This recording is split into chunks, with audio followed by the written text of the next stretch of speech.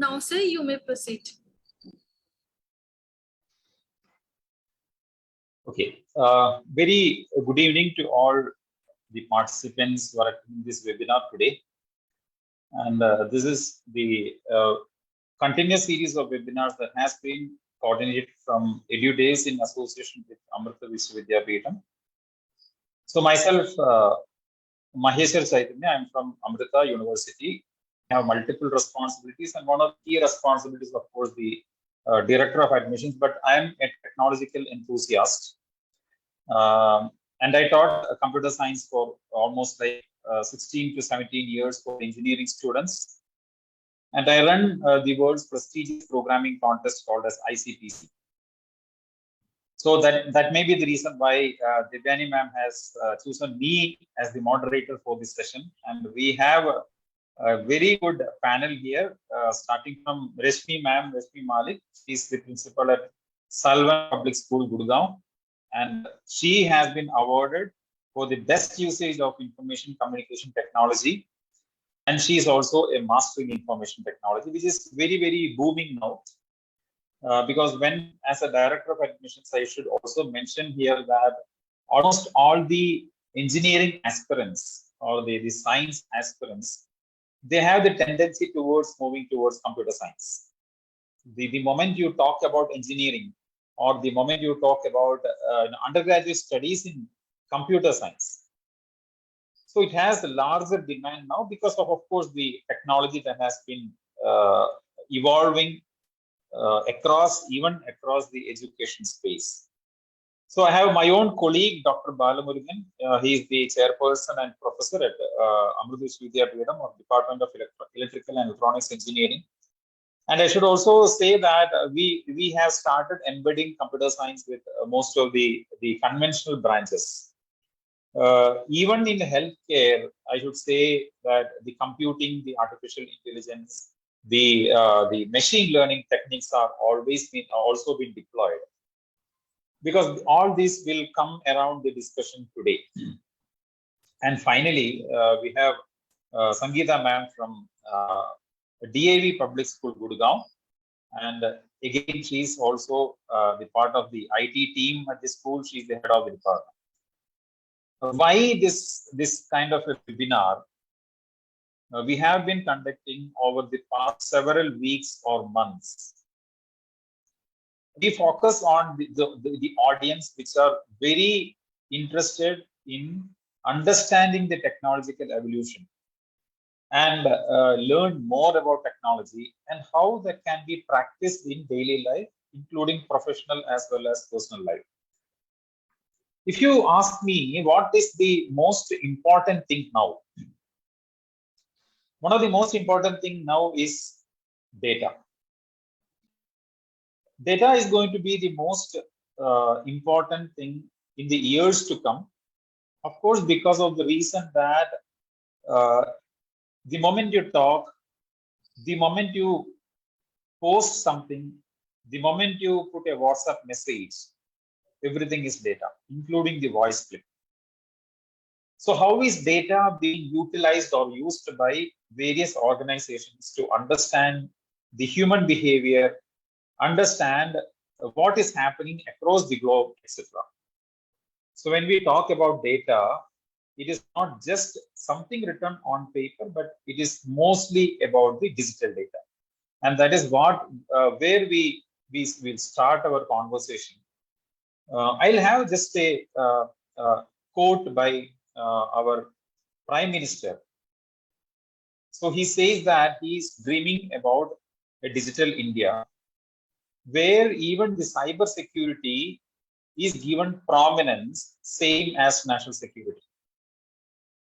So national security and cyber security will have to go hand on hand, because we see that how the data across the website in the internet is being misused, even in the current context where there is war happening between two countries and all the rest of the world is watching. We don't know whether the news that is coming out is fake or not. How do we believe the news that is being forwarded in WhatsApp, etc.? So as we proceed, the cloud computing, the more mobile payments that happens through the layman, because we all have mobiles now, smartphones now, and even a kid can order food through Swiggy or Zomato app by paying online. It is just a matter of fingerprint or using passcode. So as we have the more digitized version of the activities we do every day, the more is cyber threat. The more the issue is on cyber security. Now, when we come to the education space, let us assume that students have uploaded their answer sheets, and it is easily possible to tamper if the system is not foolproof. Now, today in India, I believe that CBSE has already introduced something called as blockchain technology to publish the mark sheets. So I have witnessed several incidents in our university where the parents and the children used to submit fake mark certificates to get admission into the university. There has been CBI cases registered last year and last year also, when certain set of people were trying to access the server during the JEE main exam. So all this happens when we move towards digitization, when we move online. So which means that there is a larger threat to the educational space. And why we focus on education space is because our children, our students in the schools is the future generation. They are expected to guide the entire world. And we have seen over the past 2.5 years that even the primary school students started their classes online. So which means there's a huge exposure to the online education, online space, right from this beginning. So what is it that we can offer them? How is it that we can either stop or create some awareness in the classroom? We don't want to talk more about this, but in the practical way, what is it that we can do? But let us start with a very fundamental question in this webinar, very fundamental question in this topic, and why is it that we need to give importance to cybersecurity? And is cybersecurity important in the years to come from the educators, students, and parents' point of view? Let me throw this question to Rashmi ma'am.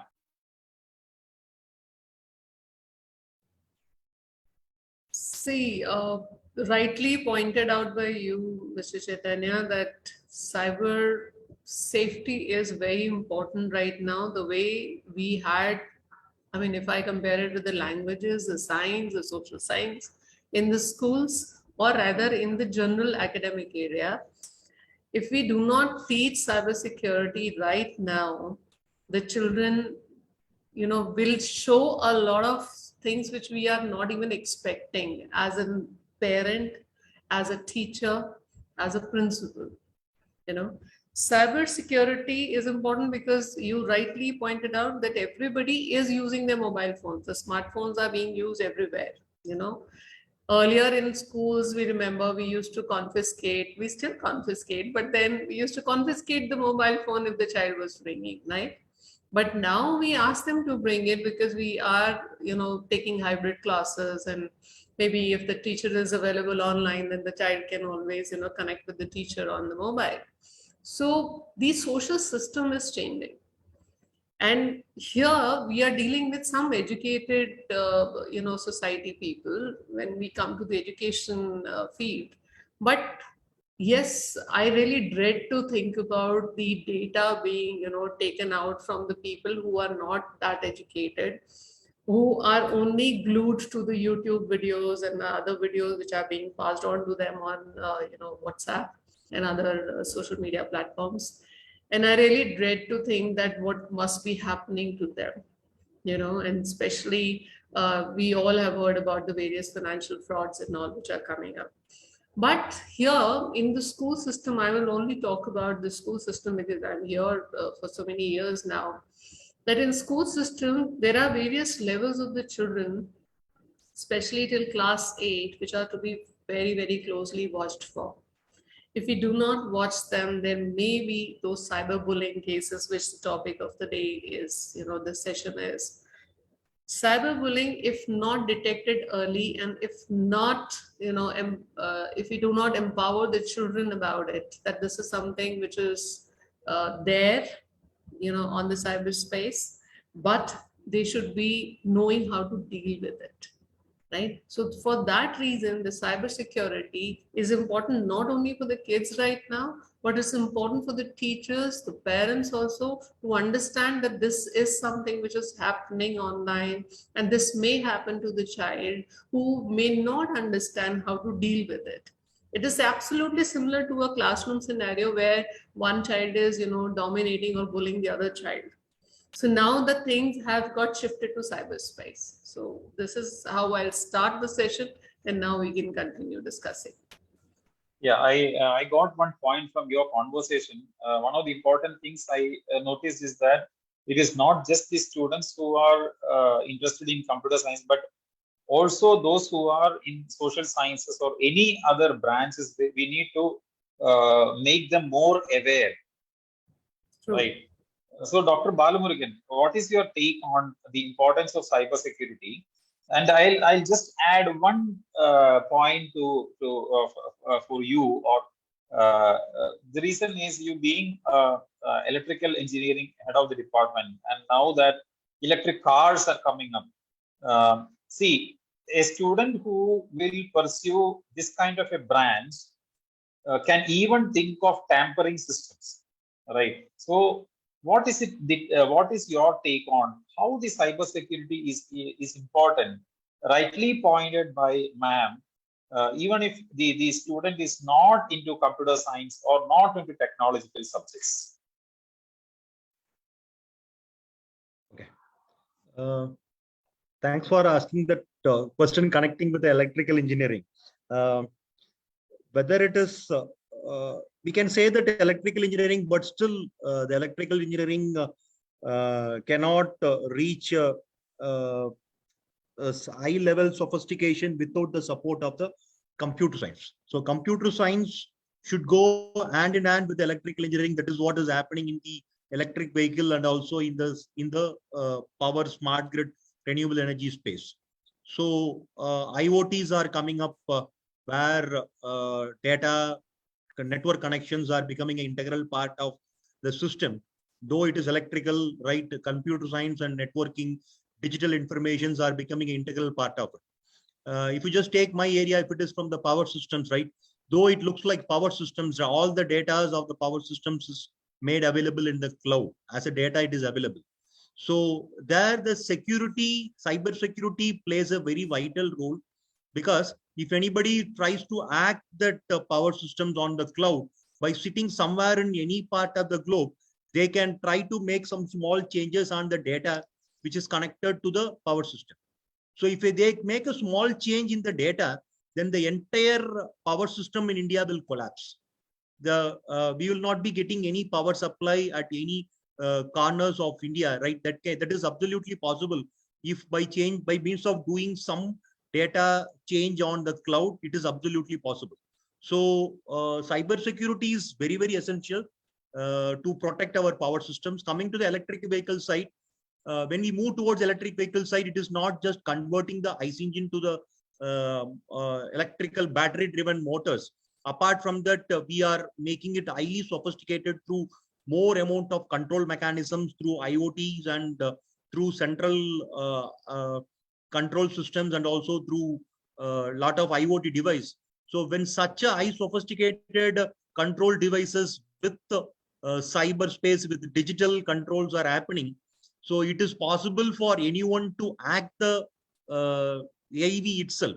So they can be able to control the vehicle from anywhere, and it is possible to start your vehicle from remote. It is possible for you to stop the vehicle from anywhere. So everything can be done by just means of making a small change in the data connected, that is cloud data connected to the electric vehicle.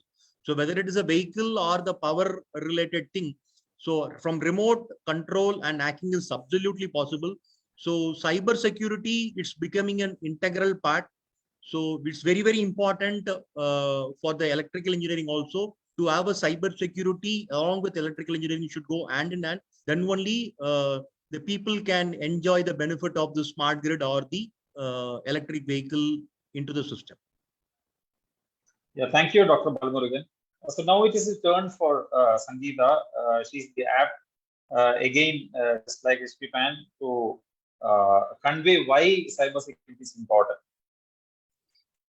Yeah, sir, as it is already pointed by Rashmi ma'am also that for class 8 students also it was very difficult phase, and I am a mother as well as a teacher. I am a mother of a class 8 student, and I felt as if ma'am is pointing to me only. So I would like to start it as we all know that kids are the future of the country, and so it is our prime duty to protect them mentally, physically, and as well as emotionally. As a result of the rush to adopt e-learning, the students have been exposed to an increase in cyber attacks. And scientists also say the young, impressionable brains are vulnerable, dynamic, and highly responsive to positive feedback given by even a stranger. So they can easily trapped by the cyber bullies. And icing on the top is that there is a lack of awareness amongst the parents, amplified by lack of quality time for the kids. We also don't have too much of the times for our kids, and it is really very very difficult to watch what the students are doing online, whether they are actually attending their classes, they are actually doing the work assigned to them, or they are doing something else.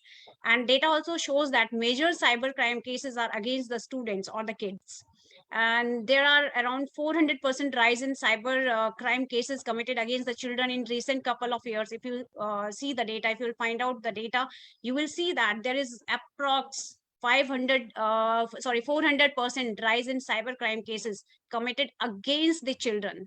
So it proves that students are big target of the cyber criminals also. And this cyber crime against these gullible age groups can potentially leave mental scars for life to them, and they may feel afraid, stressed, depressed, anxious, and they may have thought of hurting themselves. So I think these points are enough to say that cybersecurity is most important topic nowadays, means to be taken up for the students, for the teachers, and for the parents. Thank you, sir.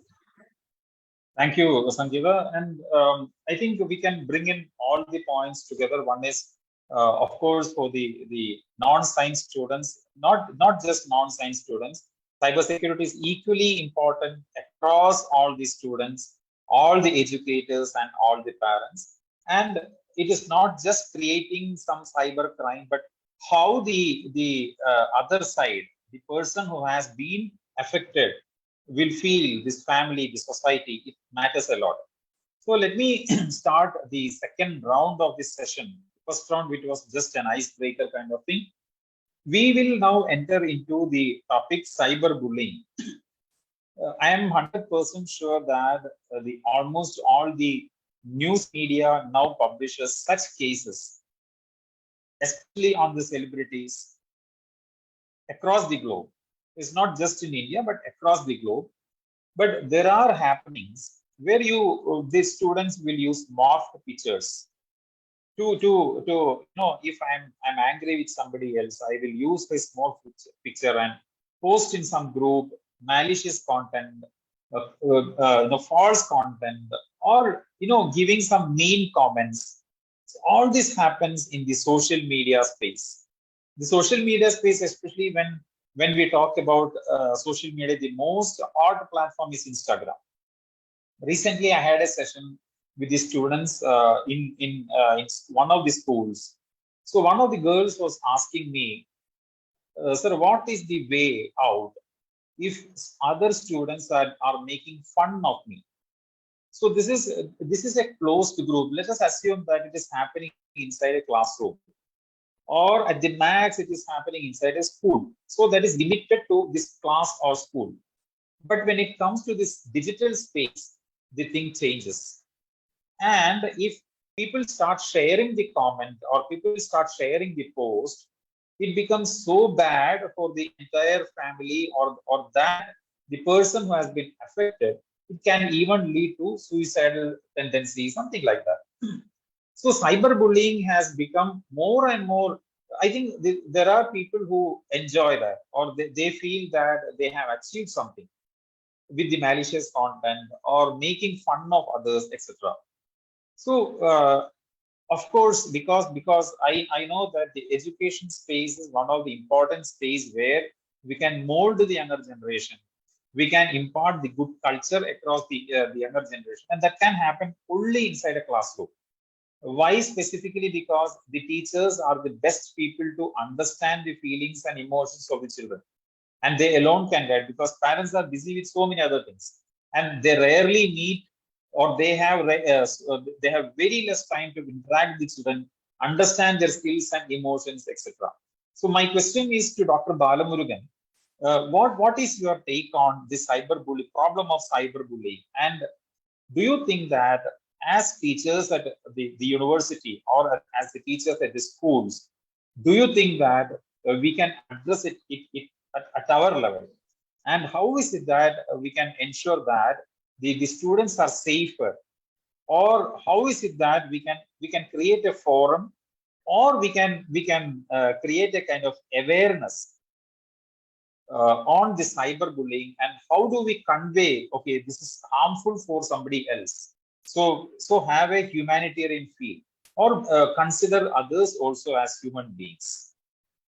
Yes, Balmurugan. Yes, sir. So, as Rashmi Malik ma'am stated in her introduction part, that is now all the students they are into the online mode, and they are very good in the social media. Actually, they are spending most of their time in the social media with the digital system, with the digital world, and they may are much matured in the digital media when compared to their parents, or even to some extent they perform much better in the digital media than me. As a faculty, that's what I feel. So the cyberbullying and the cyber security aspects, that awareness on the cyberbullying and awareness on the cyber security has to be made mandatory. That awareness has to be created mandatory for the school students and also to the college students. The reason is sometimes I think most of the times even the victims of the cyberbullying or the buller, they themselves, they doesn't know what they are doing is a cyberbullying. So we have to educate the student that what are the things will comes under the cyberbullying. That awareness has to be created so that they will also come to know that what they are doing is not correct. It is creating harm to others. That as a buller, he should be knowing about it, and as a victim also, he should know that how they are misusing you. They should be knowing how they are misused, and they should know how to come out of such a situation. So awareness program has to be created. That is, what are the factors that will comes under the cyberbullying? For example, even the student, they may not be knowing that even avoiding them, right, excluding them is also a part of the cyberbullying. That's what the cyber law it says. So exclusion, and if some of their information, if it is made in the social media without their contacts, and if it is going to humiliate them, that will also comes under the cyberbullying part. And nowadays, the most common thing is the cyber talking. What they will do is simply some people will come and communicate with them through social media, and they will try to make contact with those victims, right? And maybe for some abuse purpose. Those things will also comes under the cyberbullying. And sometimes your data may be misused by the people, and they may be creating some fake profiles, and they will try to spoil your names, and that will also comes under the cyberbullying. And the major part which internally at the students are, this is trolling. Simply the students will create some kind of trolling in the group or in the social media, which just they want to provoke, and they want the people to get response to that, and they want to make them angry. But that is a very serious offense as far as cyberbullying is concerned. So it leads to the very serious cyber law. So my point is, so these kind of activities which they knowingly, unknowingly, what they do in the digital platform, it hurt others, and knowingly, unknowingly they are doing it. So there should be an awareness program making them to understand that what they are doing is not correct, and if they are affected by that, and how they should come out of it, that has to be told to them. Not just the facts what is coming under the cyber bullying. And we should also be in a position to tell them what are the cyber laws are there in the national level context, in the Indian context, right, which is there to support them, to help them to come out of this cyber bullying or the cyber security part. So that cyber law awareness also has to be created among the students. And apart from that, finally, how to handle this cyber bullying? Okay, what are the techniques that can be used by the students to come when they are the victim? So it is not only going to affect the individual, it is going to affect the entire family, it is going to affect the entire system. So small, simple tips in what way they can come out of the cyberbullying, those kind of awareness program also has to be done at the school level, at the college level, so that the impact, it won't be very serious, and in future generation, the students will be very much matured to handle the problems which they are going to face in their lifetime. Okay, thank you, Balamurugan. Thank you for that insights. Now turning to Rashmi ma'am, one important thing the current principals or the leaders, school leadership facing is the technological evolution.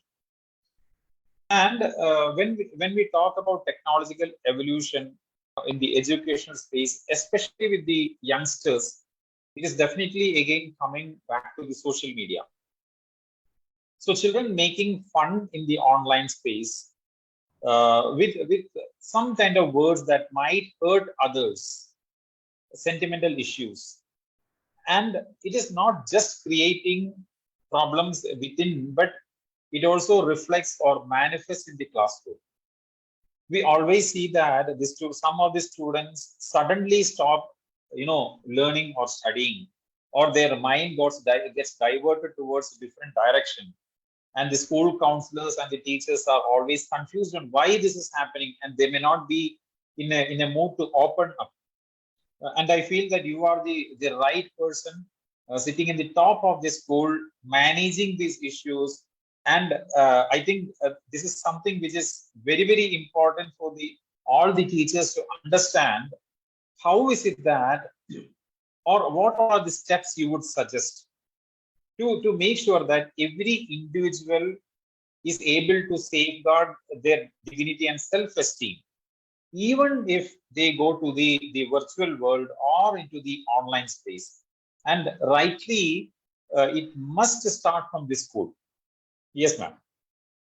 Yes, very rightly said that it has to start from the school, because school is now becoming very important learning space as far as the digital world is concerned. Now, I'll divide this into three parts. First, I'll talk about the primary kids, and then the senior kids, and then I'll come on the teachers and the parents. When it comes to primary kids, it's very important to make them aware of that they should not get onto any device on their own without the permission of their parents. So that's the first step, which every educator needs to do, whether it is a teacher, it's a parent, or a principal. In a school system, it should be mandatory for the class teacher to keep on repeating this thing in the class, that they should not get into the devices. They should actually give them some kind of warning also, that they may take, your parents' data from the phone, and your, bank account may get empty, etc., etc. So such kind of things they can be made aware of without, talking very negative about the entire society. Otherwise, the little baby will think that, okay, this entire world is very bad. So we have to be very, very balanced in our approach when we are talking to the little ones. But then, yes, the class teacher can emphasize, because they always emulate the class teacher, right? So they always listen also to the class teacher. So similarly, the parents, because they are also young, for the young kids right now, so they are also digital generation. So we are not finding much of the issue with this particular level, because the parents are aware of the digital devices. The children are also getting aware through their teachers and other learning areas. And then things are much more controllable at this stage, right? But then when you come to the middle section or the higher sections, the problem with the school leaders and the school teachers are facing is, including teachers also, they have just one statement that we don't know how to operate these devices. So hame nahi pata what our kid is doing at home online. So whenever, like, if a child is not attending online class, we call up the parent. They say, no, he's sitting in front of the system. I'm there only. So we said, okay, go and see what exactly he is doing or she is doing, right? So such kind of things has to be brought in. The parents need to be aware that they should not be talking in this term that I don't know about the devices. They should learn. I mean, there's so many free videos and everything available on Google, etc. They should actually educate themselves, and they must listen to the teacher that what kind of app you're using, where the child is supposed to log in, how the child is supposed to be submitting the homework. Even in 9th, 11th, I would say senior kids, the parents completely give up on their children. They say, no, our children is very, very busy with the coaching classes and these classes and that classes, but they are not going inside their rooms and checking where exactly the child is. So something of this kind of awareness is very much important. And here the role of the school is coming, wherein the school has to make the parents also aware of this particular issue, that if you don't upgrade yourself, then this child will suffer. The second thing which I would like to talk about is, yes, it is very easy to understand if a child is not performing well in any of the assessment or during the class. It is very easy for us to understand that there's something wrong with the study pattern. And the moment we pinpoint and we sit with the child, we understand that what the child is doing. So especially during the pandemic time when the child was not attending the online classes, we found out that many of them went on the gaming site at night, right? And they got addicted to it, right? So then a different kind of counseling was supposed to be done. Fortunately, now the schools are opening up, so even parents are having a little relief that okay, now the children will go and at least they'll be off devices for a few hours, so they're happy about it. But then it is very important for us to understand our own child. We also need to upgrade as parent and as teacher. If we do not upgrade, how do we intend to make this child go on the right path? Okay, so somewhere we are also responsible, and we are, the moment we say, oh, this new app has come, oh, I don't know how to operate the devices. So this answer is not acceptable if you want your child to grow properly. Okay. And last thing which I would like to tell the audience here, that what we are doing in our system is that we are having peer educators. We had handled the on-campus bullying with the peer educator pretty well 5 years back. And now the cyberbullying is also being tackled with the peer educators only, because they are the ones who are there in that ecosystem where the children are doing all kind of nonsense, right? And also there are a lot of counseling sessions talking about how a person who's trying to, bully a child online is weak. Why that person is doing. So we ask these questions. Why do you think a child will make a meme of a teacher? Okay, because the child is not comfortable in that subject. That is the reason the child is doing this. So we make them aware of the deep emotional feelings of the child, and we always tell the children to help these bullies, to not take them as a scare in the class, but just try to find out who this person is, although we can pinpoint very easily by looking at the results. But the same thing we tell the children also. Then similarly, the peer educator keep an eye on the social media groups of the children and inform us. So these are the things which we are right now doing to handle, and this is how I think the educators should do in their schools also. Yeah, very interesting, ma'am, because I think this is a good input for the attendees here, because creating awareness and managing the victims as well as educating them, and of course the role of peer educators is very critical in this regard. And we see that the roles keep changing. The educators' role keeps changing, especially the principals and the school leadership, because of again the technological evolution. And I also agree that the students are much more smarter than us, because they are into technology, understanding things. And of course, as you rightly pointed, gaming is very crucial at this age, and they keep engaged with that, and they totally I think forget the emotional connect between the relatives, parents, teachers, etc.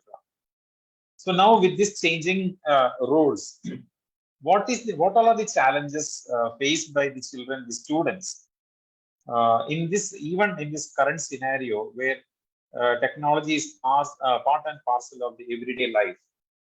And let me ask Sangeeta ma'am on how do you conquer that complexity, or how is it that possible we can just combat them, and making sure that we are able to save that bullied student, or we are able to save that victim and bring him back, or her back to the same as he or she was. Sir, as it is already pointed that the role of the teacher and the parent is changed, or not, we cannot say changed, but their burden is increased little bit, because now we have to be more friendly with the students and our kids. The reason is that they should not be afraid of us. There should be no fear in them that if we will tell this to parent or the teacher, then what will happen. So first of all, we have to take them in confidence. Okay, so we have to make them aware that if you are getting trapped in any such situation, you have to approach to an adult. That adult can be your teacher, your counselor, school counselor, or it can be your parents. Definitely they should take their parents in loop first of all, because the parents are the one who understand them most and cares for them. The means they are the one who are doing everything for them only. So we have to tell the student that you have to tell any, if you are facing any such problem, you have to tell to your adult. Sometimes you can ignore the bully, but not always, because that can just boost up the bully. So he or she should tell to the adult about it. And we should tell them that they should practice the confidence, means they should feel good about themselves, as every creation of the god is unique and everybody is having something good in them. And they should talk to their peers, definitely, as pointed by the Rashmi ma'am also, because peers are the one who can understand them. But definitely they are of the same age only, so I cannot means I don't want to say that just tell to peers only. They should approach to the adult for the right guidance.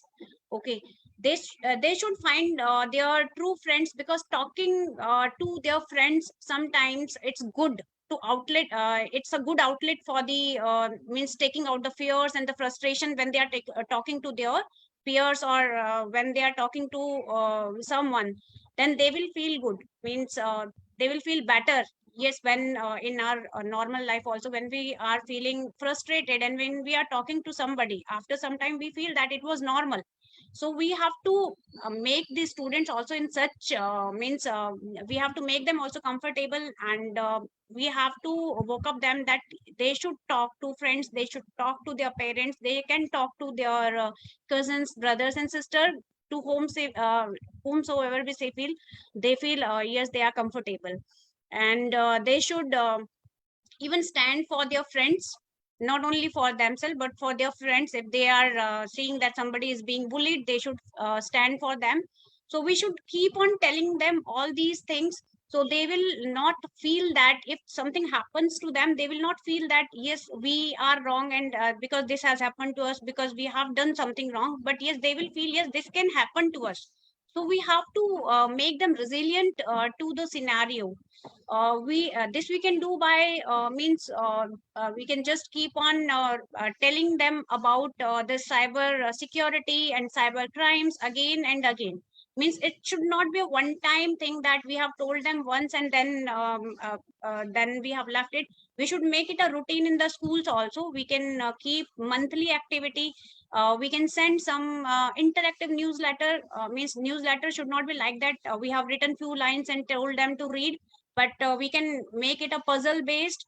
And we can keep some competitions within class or inter school also, so that means they will feel enthusiastic. I mean, they will become enthusiasm. Actually, there is an enthusiasm in a person when he or she feels that he or she will be getting something. She will be recognized or he will be recognized for doing all these things.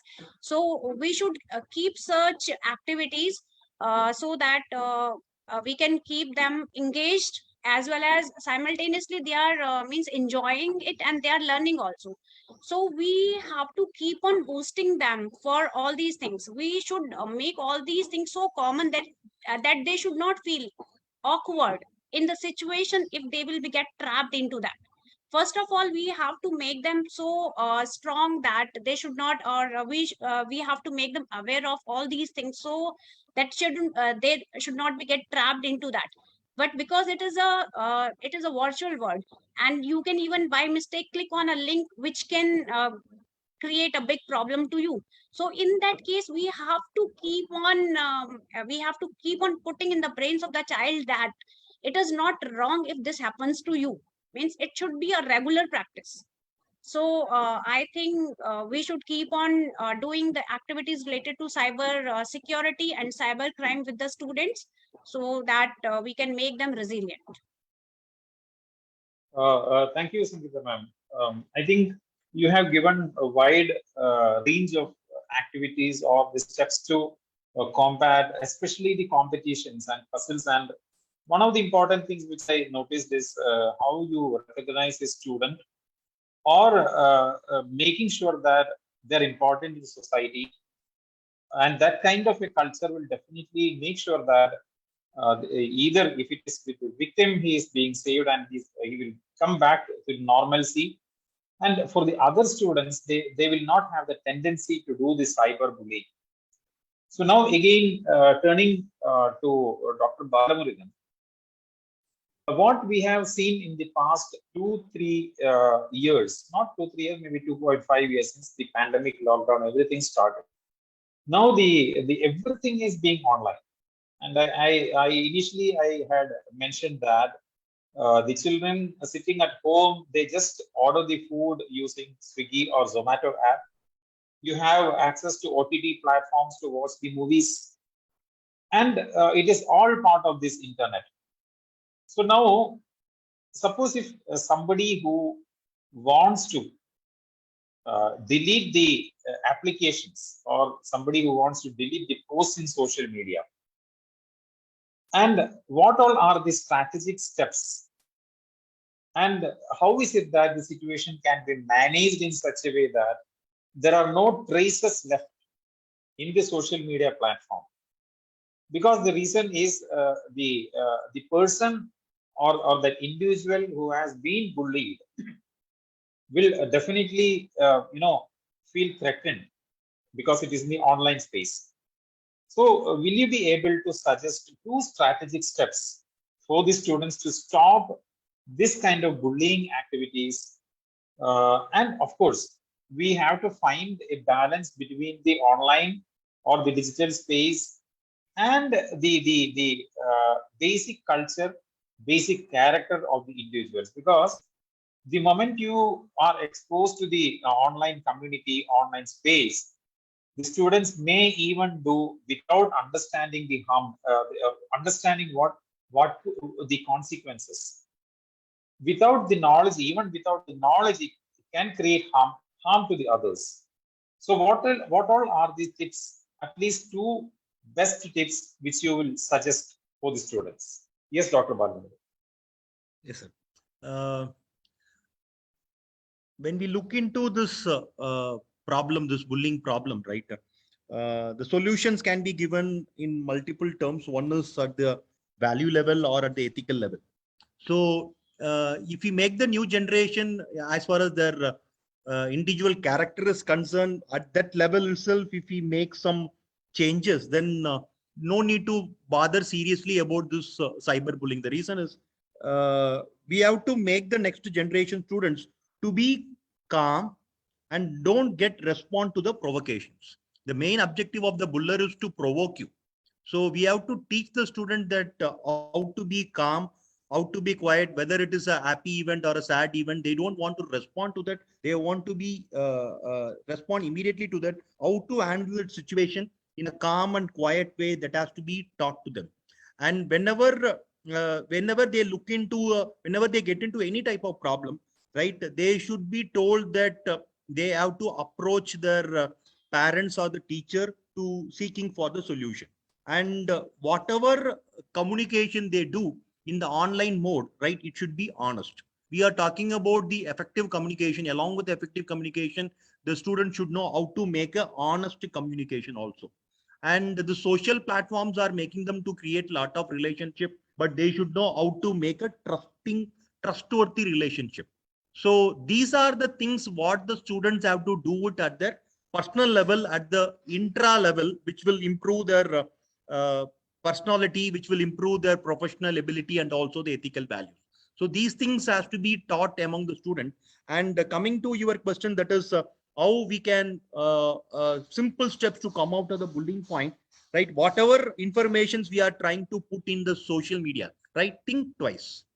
You just think twice whether this information will hurt anyone, right? That has to be think twice before putting any information. And if somebody is trying to threaten you something, that a student should first save the evidences. Whatever evidence, whatever thing they are posting on you, please save that evidence and inform the buller that you are hurting me, right? And don't do that, you please stop it. And that is what they have to do. Apart from that, right, there are many supporting mechanisms are there. That is if some pop-ups are coming in your mail or in your mobile phone, don't just open it, right?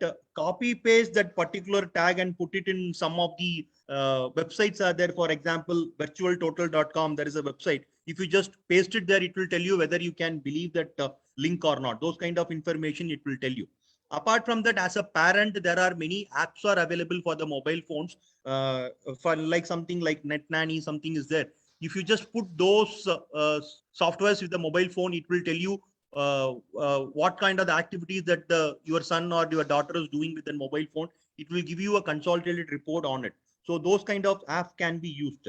Then apart from that, keep your social media settings always in private, right? Don't leave it to the public.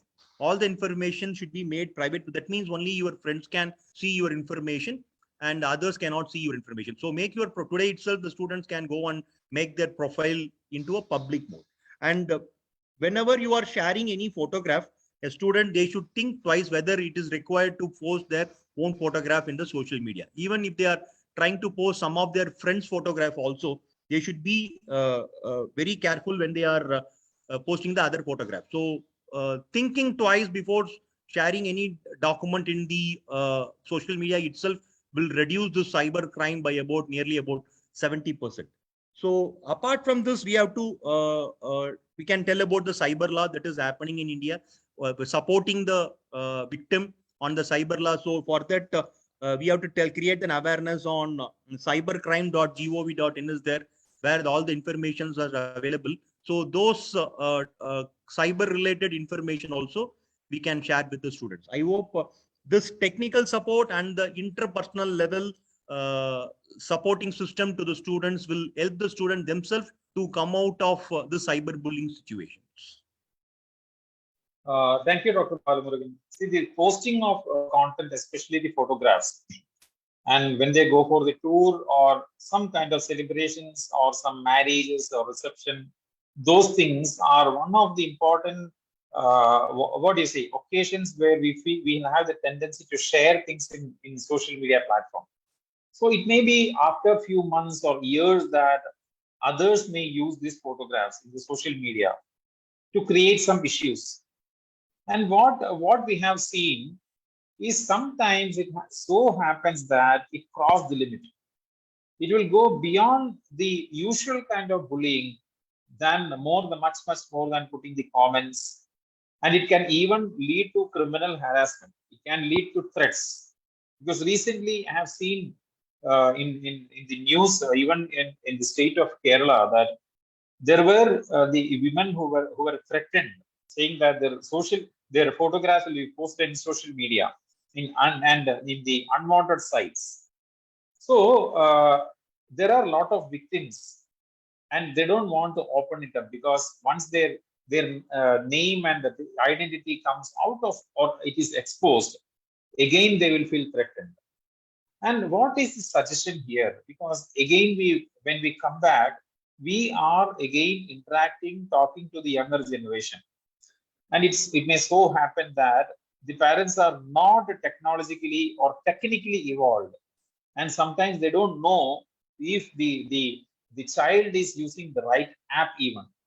They may be, the student or the child may be using a mobile app, and he can always tell the parents that I'm trying to learn something, because they are not aware. So how is it that possible through the education community, through the educator space? How can we address this issue across the parent community?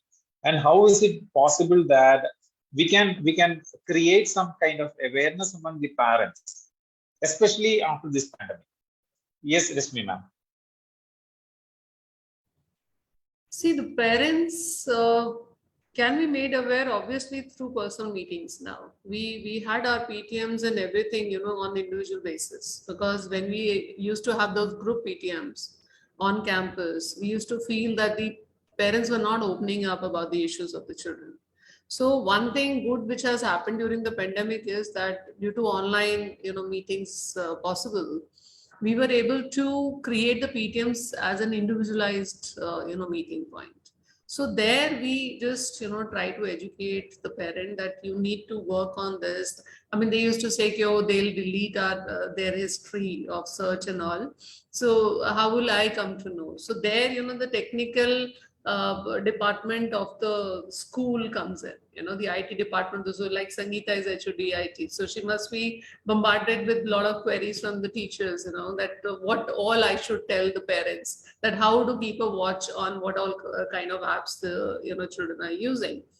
So this is one thing that the parents should be aware, that the child can use the device for some other purpose as well, because the child is in an exploration mode, when especially the adolescent child, right? Secondly, what I would suggest all the teachers is, please go to the CBSE site. There's a very beautiful handbook there for cyber safety of the children, which has n number of activities. Include that in your curriculum. That is essential, because this is a very beautiful one. If you go through it, you will come to know that they're very logical and very beautiful activities which are given there. So the teacher can, this maybe because it is available online, so everybody can download it, and they can use that cyber safety handbook for an year and then repeat it again and again after seeing the upgradation in that, right? So this is how I think you can still make the parent aware, because parent will also come to know about those handbooks activities, and will also come to know, okay, my child is learning all these things, so I should keep a watch. If the child is closing the door and staying awake the entire night, you have to worry. Okay, because that is not a normal kind of attitude of a child. If a child is telling the parent that I'm studying the entire day, but the assessment's result is not showing so the parent need to be alert now. Okay, so this is how we have handled in our school also. We found a group of students being addicted to the games, gaming sites and all, because they're very addictive.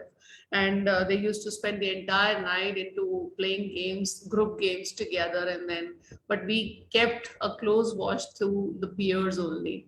And that's how we also came to know about it, and we called the parent individually and spoke to them, and they worked on their children, and the children were also counseled, and they could come out of this addiction. And we are really hoping when the schools will open from 1st April, the children will come back. Then we'll have more. When I was talking about the peer education, I was talking about the senior students going into junior classes or middle classes, and showing them some kind of questions, presentations, some kind of activities, and just casually discussing. So it is not something like a teaching learning process or something. It's just a general discussion in their own language. And then coming out and then understanding that, okay, what is going wrong in that class. Then they come and give feedback to the counselor, school counselor. Then school counselor point out to the people who need immediate attention. So this is a system which we have created in our school, and it is working well, and the children are getting aware, including the parents also. And it is essential for the parent to attend all these workshops which the schools arrange, the sessions with the school arranges regarding the cyber safety for themselves also and for the kids also, because everybody is on mobile banking, etc. So the parent also sometimes, they don't know, they just give their password to anyone, especially their kid. And then we must have read lots of news also, wherein the child has spent 60,000 rupees on a game or something of that sort. So those things are happening. So parents have to be now alert and mature to understand what's happening on their smartphones, right? So this is something which I would like to add here. I think this is bridge for the next, or I would like to connect this with the next question to Ms. Sangeeta. One important thing which I noticed from the answer by Rashmi ma'am is that there is one-to-one interaction. And one major, I would say, I would not call it as a burden, but it is a major challenge among the teachers and the school leadership is to interact with parents on one-to-one. It's a huge effort because the more you talk, it is you. Of course, you will lose the energy. First side, one side of it. The second side of it is that it requires a lot of time talking to each, because you have to go to their level, right? So in one of the principals conclave, one of the teachers, one of the principals suggested something. They have the data of the parent community in the school, and they have clustered, like, these set of parents are more educated, a set of parents are not that educated. So they call them in the groups. So that helps them. But still, talking one-to-one, there is no other option. I don't think there is any other option because that's the only way out. So then another thing you talk about, peer education. Peer education is one of the important. I believe that it will create a lot of culture among the children, because I am talking to my senior. You call it senior, junior, but still they are from the same school. I think Rashmi ma'am's video has got stuck, but yeah, yes, ma'am. So the peer education is something that will create a lot of culture around. These two things are very important. And what, in addition to this, Sangeeta ma'am, I would like to ask, how is it that the educators can add on to this, and what kind of intervention is or kind of a structure to intervene in these matters apart from this? Because this is something which is really important, because I know I had asked my BTech for final year students to teach programming to those who don't know at the first year, because that will again create a kind of rapport. It will create a kind of a relationship and bondage across the students. So that itself will help us a lot to save our energy. So apart from this, what is your suggestion? Yes, sir, quite right. Peer education is equally important. Rashmi ma'am also pointed to this earlier, and I said that peer education, in the sense of awareness, is okay. Means, like, we have also started this thing in our school, that we told a group of students from various levels to create presentations on cyber security and about the cyber crimes, and they went. It was a routine for them. Like, in every week, we have one of the period that is called STA periods, where the students were going to various classes and educating their peers, definitely their juniors, about these cyber crimes and cyber security. So definitely, because they are near to them, they are of the same age group, so they can understand each other in better way. So that is a very good thing. Yes, we were also doing that, and this time we have thought of it that in every class, like we have in smaller classes, in primary, generally we have a light monitor, we have cleanly means monitor for who will take care of the cleanliness of the class, we have monitor for discipline. So this time we have thought of making a monitor for cyber security also. That monitor is not monitoring, but yes, it will keep on it will go on means round we will keep on rotating the monitors. Rotating the monitors means for 15 days or for a month, we have made one of the student as the cyber monitor. So by rotating this, what will happen, that when we are giving a responsibility to a child, so he and she will take it as means pride of it, and they will do research on it. So they will try to find out what all is happening in the world and what are the pros and cons of it. So when they are responsible for it, so they will do one activity. They can give a presentation, they can give a speech, they can tell their class about it, uh, when it will keep on rotating in the class, so everybody will get a chance to become a cyber monitor once, and it will become compulsory for that student to do research work on that field. So means automatically, once if a child is not listening to others, so he will get a chance where he has to do research by self. So he will come to know at least a little bit, although it might be little bit, or might be very means you can say that he will be knowing only top of it, but he will be knowing that there is a problem in the cyber world. We have to be aware of it. So beside that, what an organization can do, what an educational organization can do, they can create a well-defined process to deal with cyber bully cases. Means they should tell that if one gets trapped in it, so how that person or teacher or parent has to deal this. So we can have clear steps. Like first you have to do this, like as I told you earlier also, that the student should be friendly with the parents and the teachers, so that they can go to their teachers or the parents to tell that now they have the problem.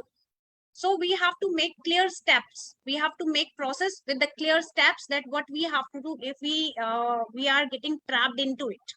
So this is the most important thing which I feel we should do in school.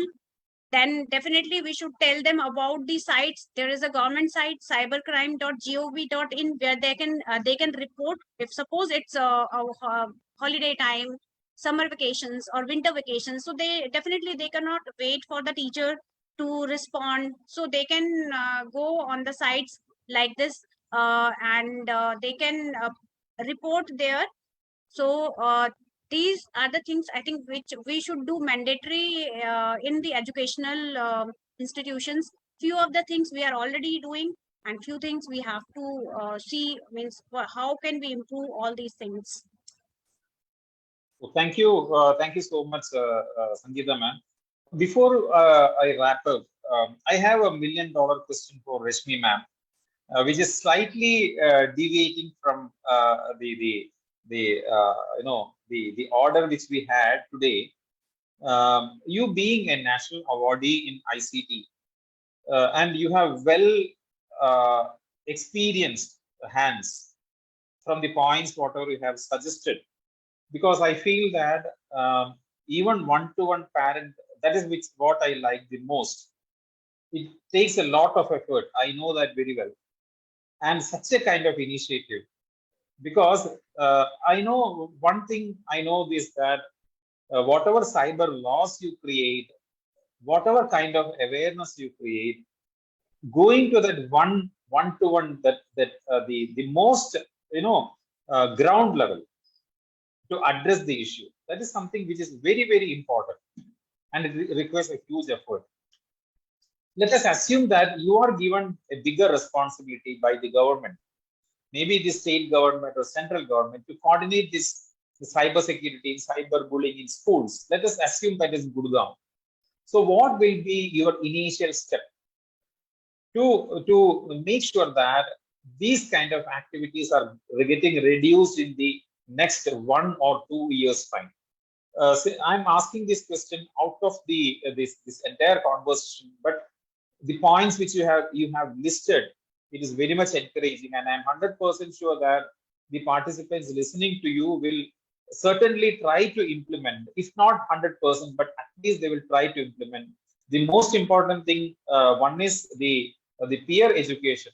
The other one is about the one-to-one parent communication, which is very crucial. So I leave it to you, ma'am, to explain on how you will address this issue, because I feel in the next 5 years, there will be an explosive growth in digital communication because of 5G.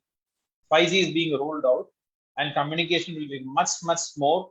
And even the students are who are aspiring to be doctors, even they will have to engage with digital communication, patient records, etc. Even there we can see how the cyber security will be effective. So I'm leaving it to you, ma'am, on just enlighten us on what your vision will be. See, The things which we are experimenting in our school, I would like to implement it across the education fraternity. The very first thing is working on the emotional health of the child. Now, of course, I mean, I would only not tell about child, I'll talk about all the stakeholders. Okay, this is something which has taken a huge amount of speed during the pandemic, especially in 2020 onwards, right? So the emotional well-being, if our children know how to handle their emotions, if they know how to handle themselves, that is what is called as inner strength. If that is handled, I think everything else can be handled automatically. Everything else will go away. So this is something which we have been working on, and we have experimented a lot. We have introduced yoga and meditation in our system, which is making the children very, very confident from inside. Okay. So this should be the first step in every education. If I am given a chance, I will just implement yoga and meditation in that daily routine of every child. So it just take 5 minutes, 10 minutes time. We have a special yogic exercise which we do, so which is called super brain yoga, and then we do meditation in between the classes. Whenever the teacher feels like giving them that kind of space, when the teacher feels that the child is feeling very uncomfortable or very stressed out, they give 5 minutes in between break on their own in their own classes. So we don't have to create a schedule for that. The second thing which we talked about was a one-to-one PTM. Now, everybody must be thinking, how is it possible in the entire day the teacher will be talking to the parents, 10 minutes, 15 minutes, etc., etc. No, you can always spread it across a week. Now you have online platforms available for you. So you go back home, speak to 5 parents or 2 parents in a day. It's absolutely fine as long as the dialogue is continuous.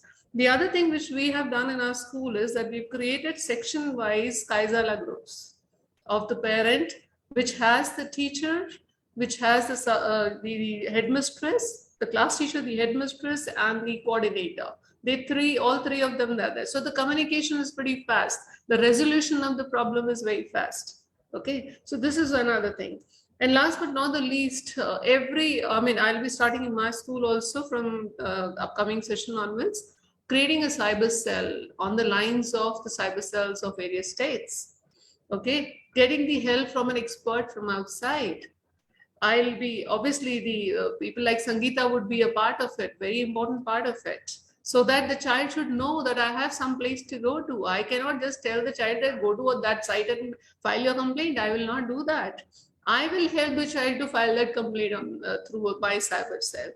Okay. And last but not the least, which I started long time back, and that is, a box, a simple wooden box is fitted in the washrooms of my school, wherein the child anonymously also can put his or her complaint or anything which is bothering. Even, I found sometimes, the children were facing a lot of issues at home. They used to write big, big letters to me.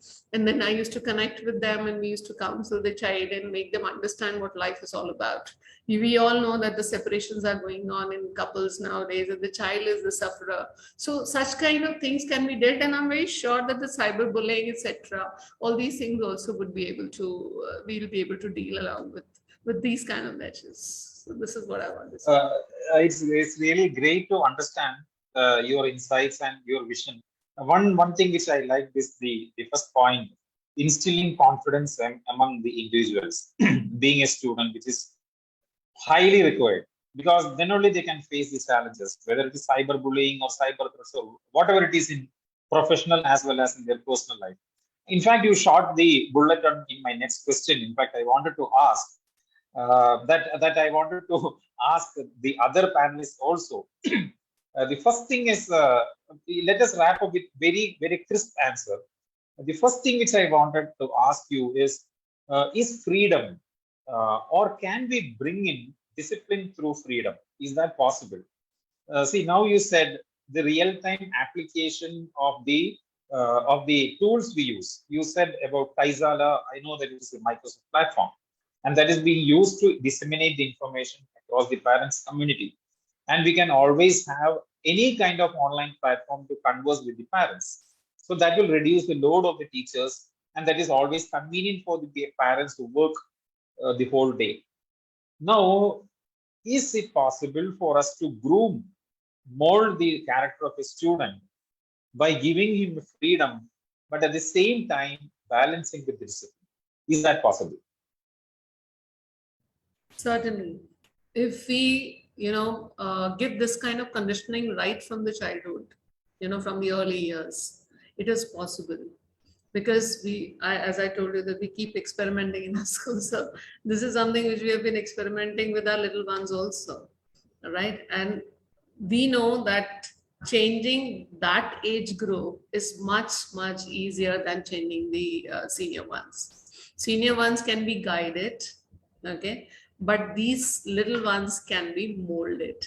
So that is something which we are working on. And yes, we are giving them freedom. We are giving them a number of, like I told you, that we have implemented project-based learning in our school.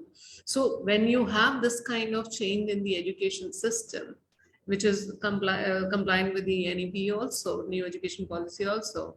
So with the freedom, they also know that why are they doing it. If you tell the child that why this activity is happening and what is the learning outcome we are expecting from them, that freedom can be given. They can move around the campus by obviously informing the teacher that I'm going there to research on this, or I'm going there to do this particular part of the activity. So the freedom is there for the little ones, and they are getting, conditioned to use that freedom intelligently.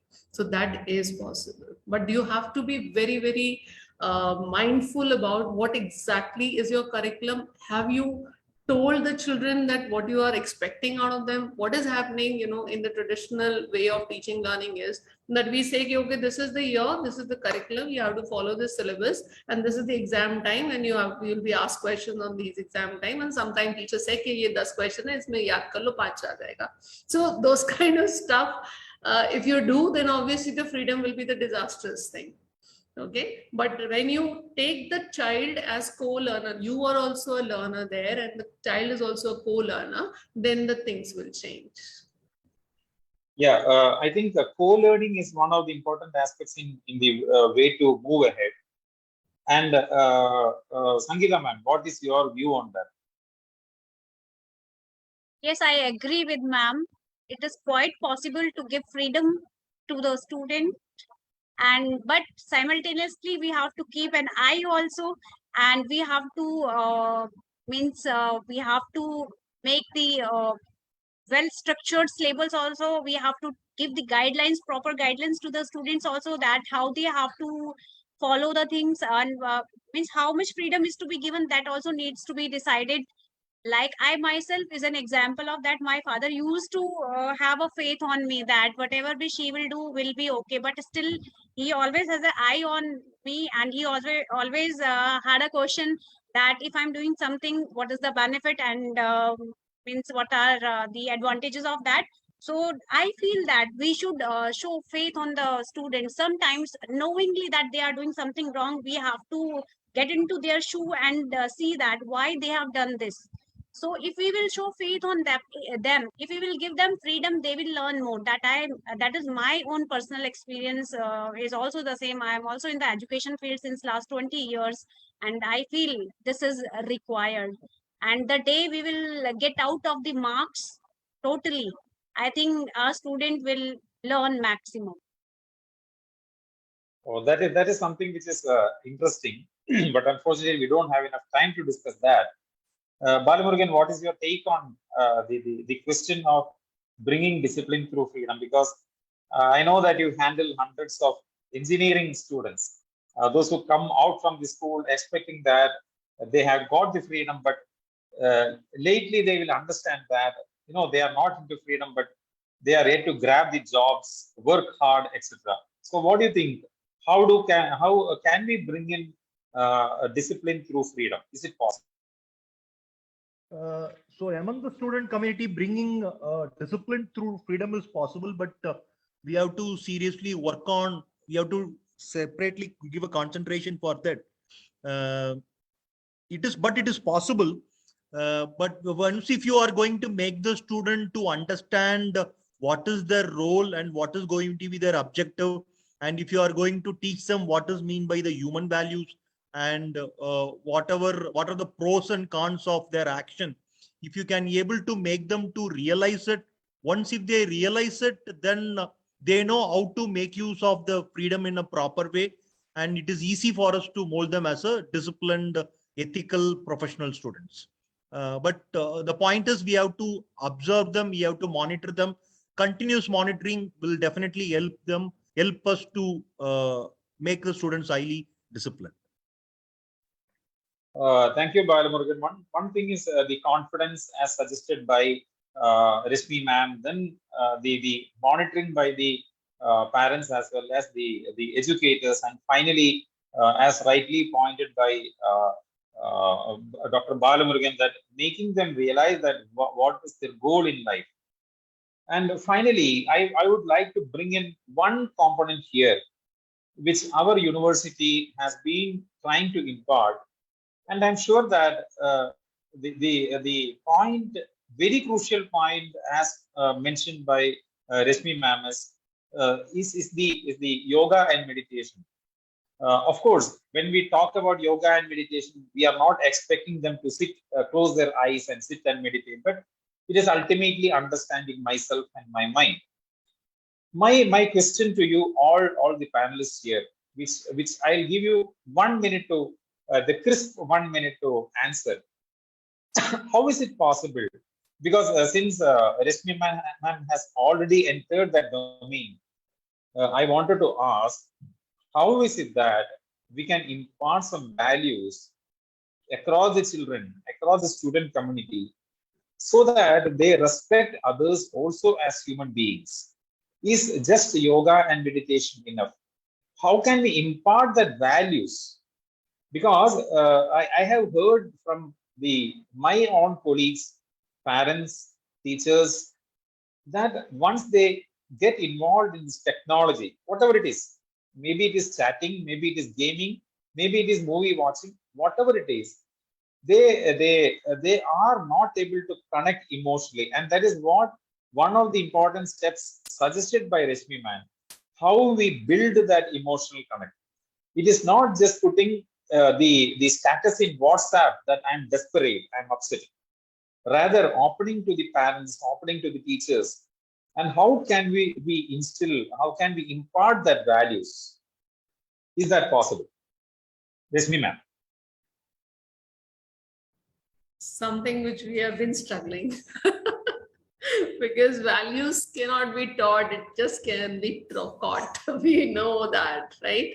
So we all have to evolve if we want our children to be having the good value system.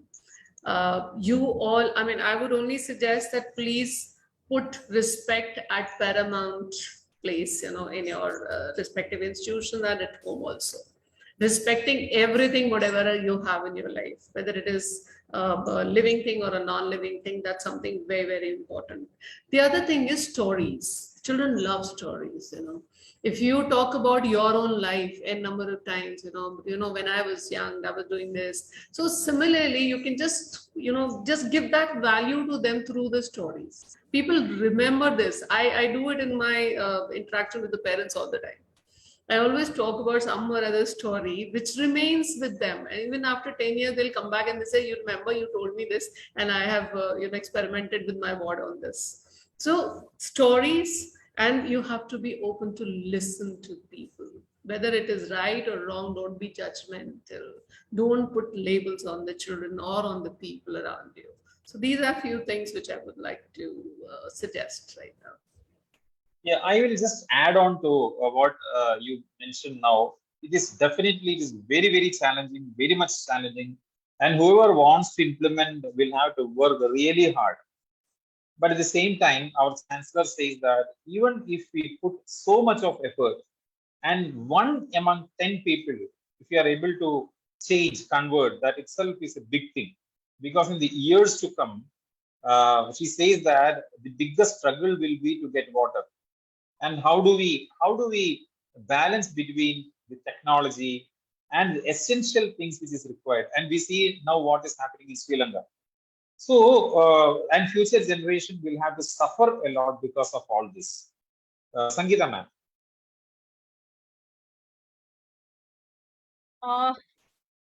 Sir, we have to tell the students that technology is a mean.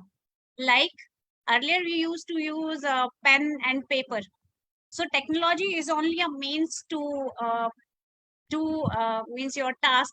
So it is not your life, but definitely we always follow our seniors. If my senior is doing something good, I will definitely follow her. Like my principal is also very enthusiastic, very energetic, and always go ahead. So we also try to do that only. But if I see that my senior is just avoiding the work and putting all everything on us only, so we will also try to do same thing with our juniors, or that is what our student do. So we have to become role model, which is very difficult. Like if I am not using the cell phone, then my student will not use. If I'm using it only for the right means purpose, then they will also follow me. This happens at home as well as in school. If I am playing on the mobile, my kid will never be for means they will never obey me when I'll say don't play. But if I'll play for 10 minutes every day and will tell them you can play for 20 minutes, they will follow.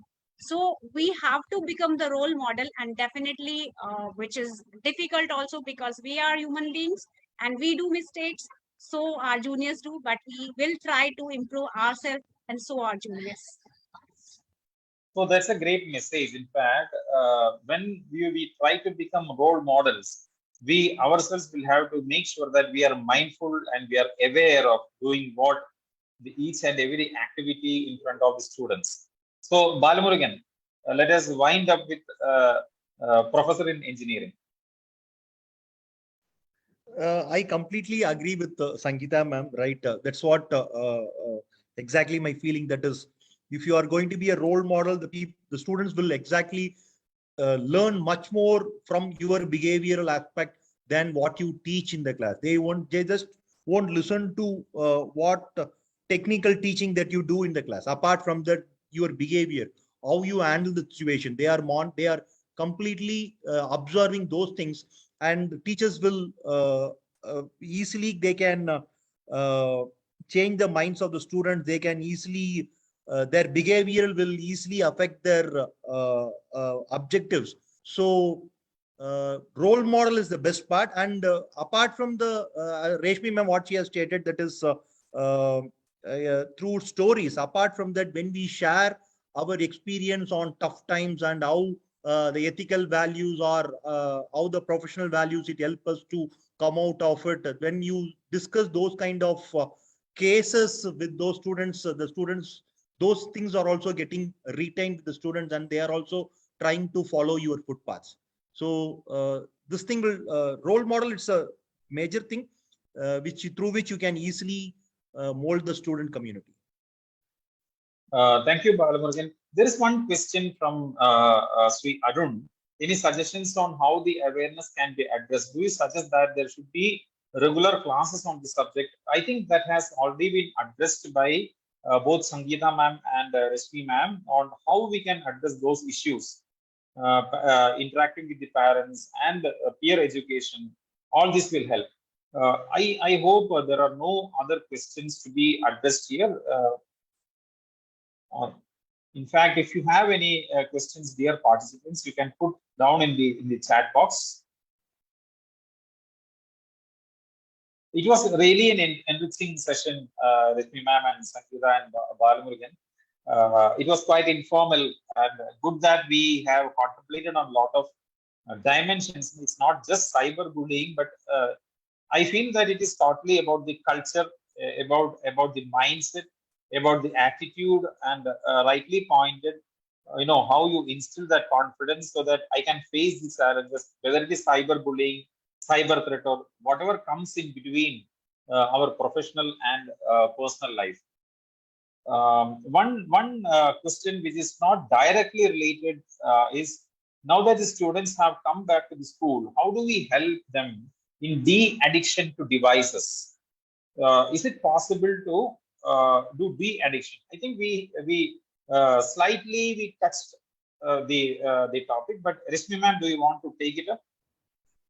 Yes, the teachers need to be ready to face the stress in the children because they'll be away from the digital devices. They would like to sneak in their devices. Okay, so you have to remain alert. But then the first thing which you can do when the session starts is, as a class teacher, just go in the class and say, "Okay, this is not allowed." Okay, because, and you just talk about the addiction part. Just have a discussion in the morning, every day in the morning, just have a discussion. How many of you are, playing games online, and how many apps are there? I don't know anything. Can you please inform me about that? This way you can take out the information from the students. Once the information is there, then accordingly you can take guidance from the people who are technically sound in your school as well.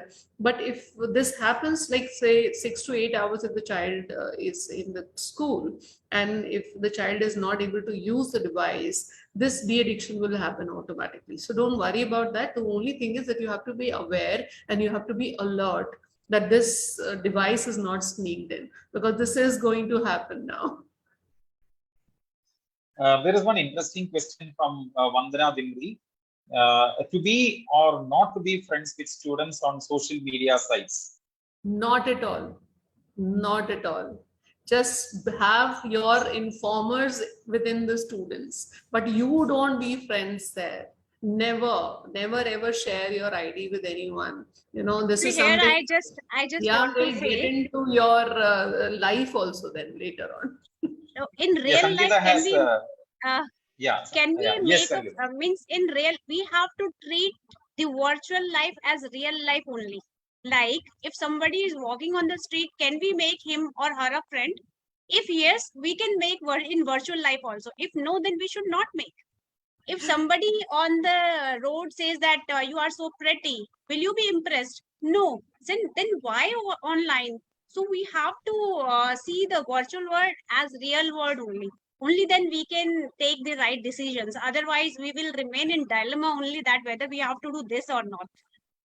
See, So in I addition to want that, to, yeah, what I have been following is that when the child pass out from the school, then I ask them to become my friend on social media. I said, now you come back. Now I'll also keep a track on you, and you also keep a tab on me. so the one thing is, one question here is, should parents be friends with them? No, big no. You have to maintain that distance, otherwise they'll come to your home and then they'll chat with you and they'll take advantage of you. Okay. So I think we will wrap up with this last question.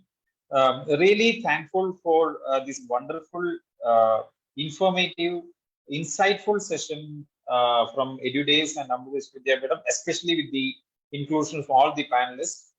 So that said, let us assume, let us hope that, let us be confident that whatever we were able to, give the tips, the strategies, the ideas, whatever we have shared, I hope, and let us hope that the participants will try to implement in their classroom, so that we will in future we will see a beautiful world without much of cyberbullying. Thanks a lot, Rashmi ma'am. Thank you, Sangeeta ma'am, and thank you, Dr. Balamurugan. Let us hope that we will meet again for such wonderful conversations. Thank you. Thanks a lot. Thank you so much. Thank you, sir.